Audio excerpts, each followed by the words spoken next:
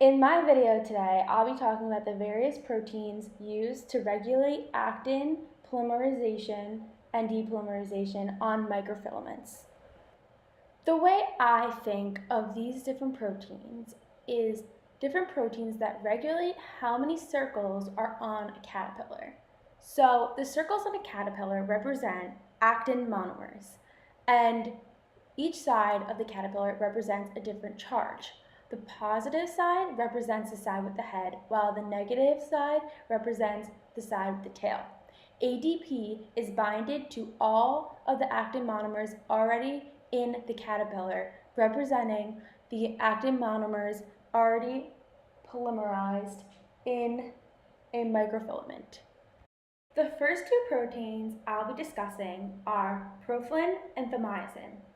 Both of these proteins affect the bioavailability of actin monomers able to bond to the polymer, aka the caterpillar. So here in this diagram you can see two bodies, aka actin polymers, with two different proteins. One, profilin, which is actively heading towards the caterpillar because it wants to bind to it. On the other hand, thymosin is not heading towards the caterpillar due to the fact that it does not like to polymerize. So, in summary, profilin promotes polymerization by speeding up elongation and making polymers more available.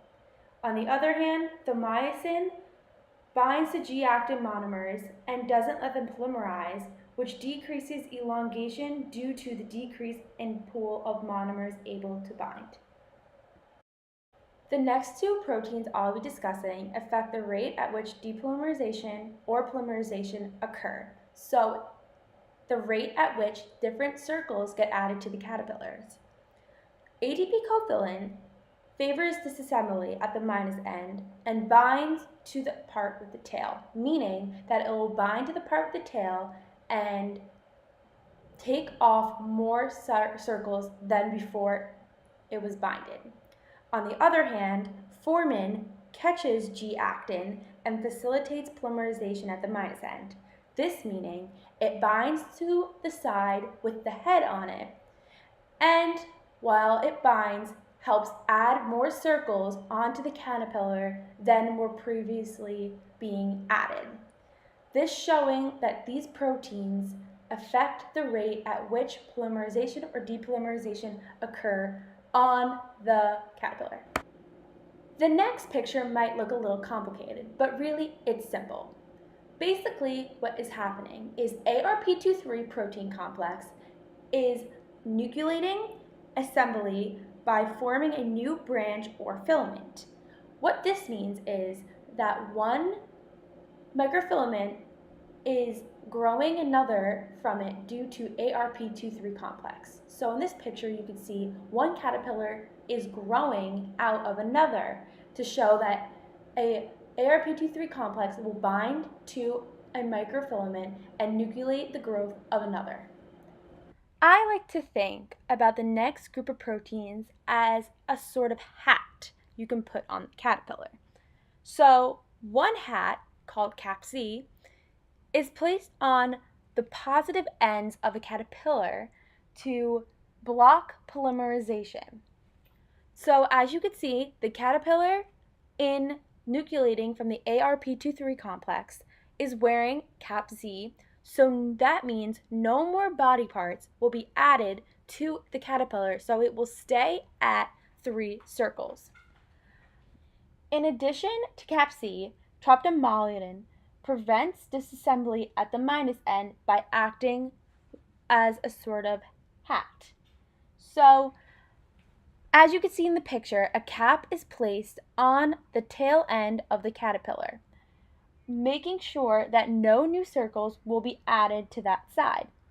This will promote polymerization due to the fact that the microfilament will continue to grow without the depolymerization that usually occurs. One easy protein to remember is troptomyosin. Troptomyosin's main function is to bind on to the caterpillar, aka the microfilament and stabilize it. This is shown in this picture by how tryptomyosin is binding to the caterpillar. So think of it as it's strengthening the caterpillar so it won't break. The last protein I'll be discussing is gelatin. Gelatin might look very complicated, as you can see in the picture, but really it's quite simple. Gelatin's main function is to take a microfilament and divide it in two. As you can see, one caterpillar has gelatin on it and it becomes two caterpillars. But here's the thing. Gelatin will bind to the positive end of one of the new caterpillars, making two negative ends be produced and only one positive.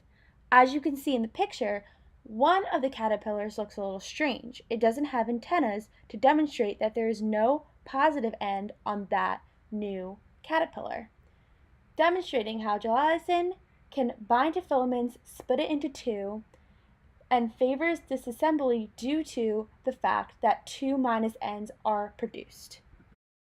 That's all the proteins I have for you today, so just remember, if you're feeling overwhelmed about learning all these different proteins, just think of a friendly caterpillar and having different proteins affecting it.